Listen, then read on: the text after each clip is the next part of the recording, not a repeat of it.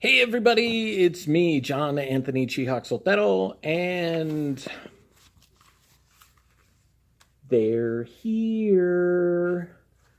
The proofs from our A Comics Direct arrived today. They arrived at like 11 o'clock in the afternoon while I was at work, and not wanting anything to potentially happen to them and not being able to leave work, I texted my mom and then proceeded to call my mom twice on both her home phone and her cell phone to ask if she could come over to my house and put the FedEx package inside.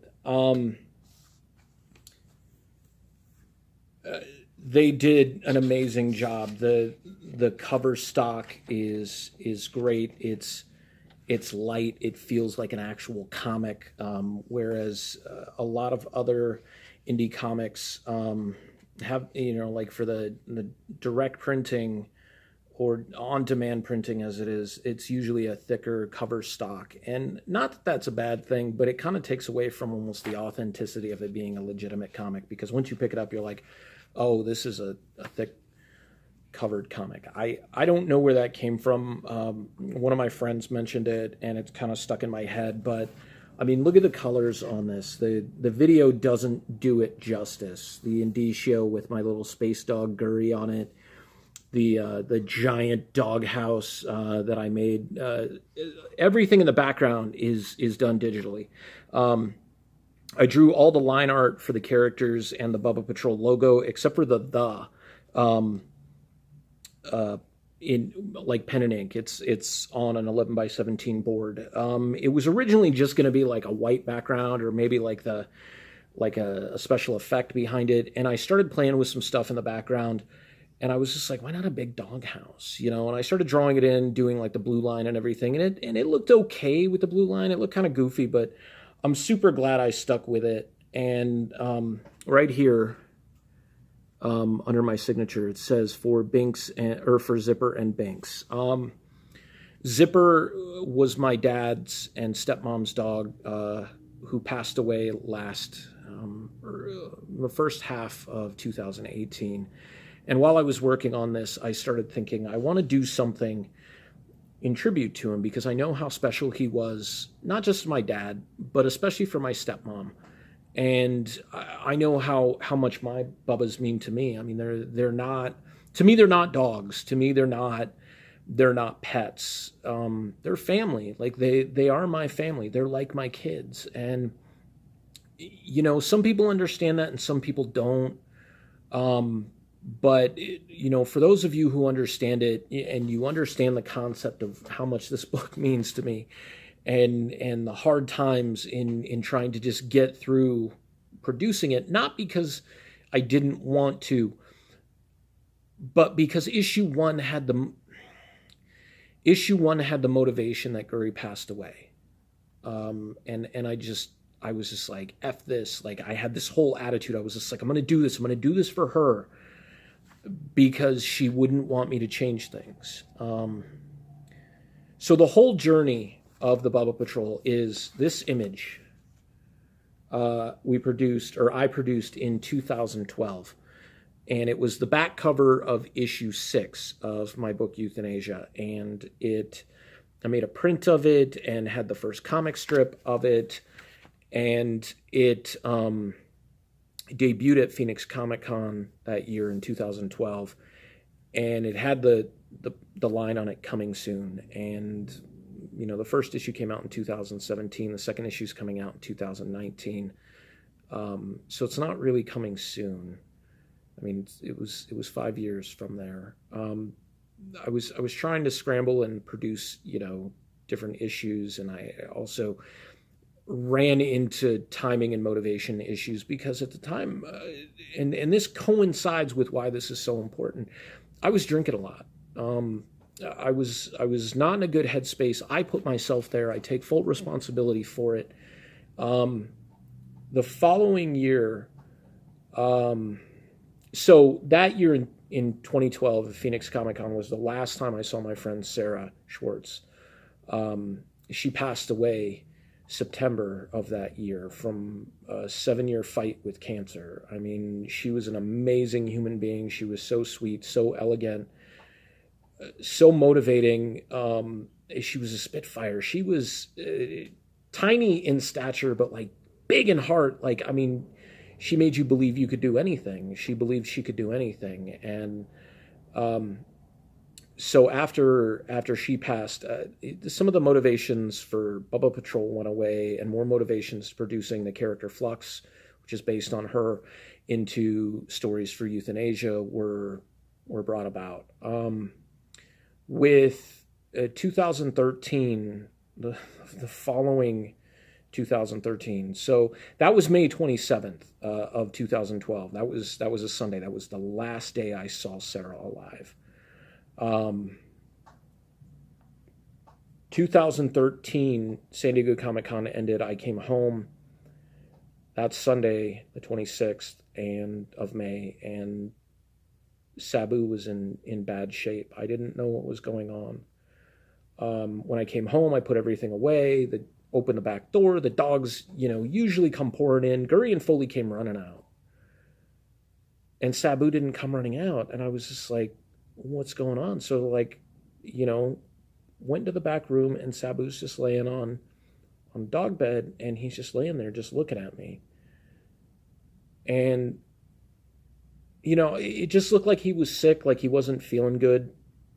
And it looked like he had a couple of accidents. So I put the beds in the washing machine, put him in the tub, gave him a nice warm bath, dried him off, just extra special care, and clipped his toenails. And we sat down. At the time, my bed was just like a foam roll. And we sat down and read a book together called Battle Pug. And it was about this gigantic dog that the barbarian kind of guy rides into battle. Went to bed, Sabu at my hip, Foley up at my head, Guri at my feet, and woke up the next day, and Sabu was not next to me. And there was a blood spot next to me. And Sabu was under the desk in the dog bed, just laying there. And like he was bleeding internally, and he was expelling it. And so I wrapped him up in a towel. I jumped in the car. I called my mom, went to the vet, and we sat there. And, they pumped him full of fluids and stuff like that. And they told us, he was hemorrhaging internally. And we're like, from what? And they said, we don't know. They said, sometimes small dogs, it just happens. It's just like with people. You never, like, the physical body is both strong and weak at the same time, and crazy things can happen. And so we asked what we could do, and they said, we can keep him here, we can observe him, we can't, there's nothing we can guarantee without doing surgery and stuff. So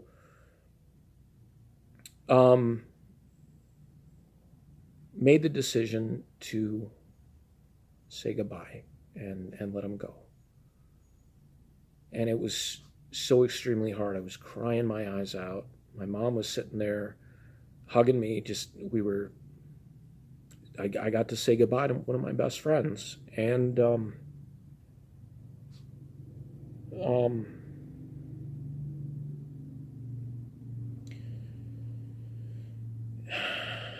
and so that was Monday, May 27th, 2013. Life got really weird after that. Drinking got worse, not necessarily right afterwards, but for a couple of years, for 3 years after that, things just, whatever. And I decided to quit drinking in 2016. And in 2017, on May 27th, I left my house on a Saturday to go get this PMA tattoo. I've been sober for over a year. I had decided to become straight edge. And PMA, positive mental attitude, really is about that. That if you believe you can achieve it, you just have to be strong. And sometimes days are going to suck and you have bad days, but you can't let those things beat you down. I was gone for 3.5 hours. I came home, opened up the back door. Guri and Grayson and Foley came running out. And Guri was laying there dead. And I lost it. I wanted to punch holes in the wall and shatter windows. Like I wasn't there when she went. And I called my mom, and I don't know how she understood me on the phone, but she got here in like 15 minutes, and we said goodbye. And the thing is the very interesting thing is when Sabu was getting ready to pass away, when he was getting ready to die, he moved away from me and he went under the desk and kind of moved far away. When I came home a few hours after, to go get my tattoo after leaving for just a few hours, Guri was cold and she was stiff already, which means she waited for me to leave to pass away. I don't know why, but she did. And so, we dug a grave in the backyard and we wrapped her in a fleece blanket. And we had this little pink crown, squeaky crown that I bought her years before. And I was running around the house trying to find it. Found it, washed it off, put it with her, and put a little biscuit with her too. And my mom, ever the amazing, thoughtful human being, said, we're gonna do the dirt by hand. She deserves that. And so we covered her up and, telling stories about how goofy she was and how she would roll over all the time. Like she would sit down in front of you and immediately go to roll over. To give you her belly because she loved belly rubs, or at least, we thought that because she always had this semi-terrified look in her eyes. But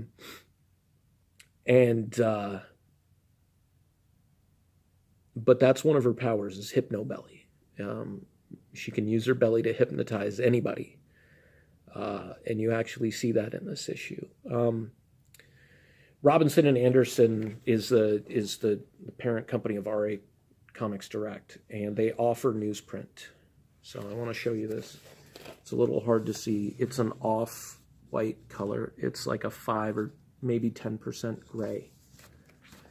This is what I wanted to do with issue 1, and was my intention and my promise, and it gives it kind of that vintage, old-school look.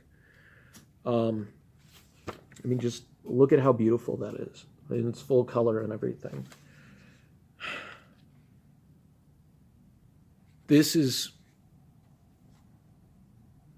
I get to tell their story. They get to have a legacy now.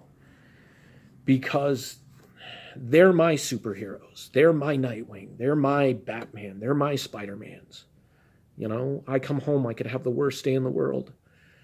Cypress, who appears in this issue, got me through high school, got me through cancer, got me through some tough relationships, I guess not tough relationships, but just disappointment that they ended. She saw me through college. I need to upload this video, but the next video I'm going to tell you about Cypress and who she was and what she did for me. But the proofs are here. I made 2 tiny, tiny corrections and I sent them back off and authorized them to start the printing of the books. And so the Bubba Patrol issue 2 will be here soon. Thank you all for watching, for your patience, and your support.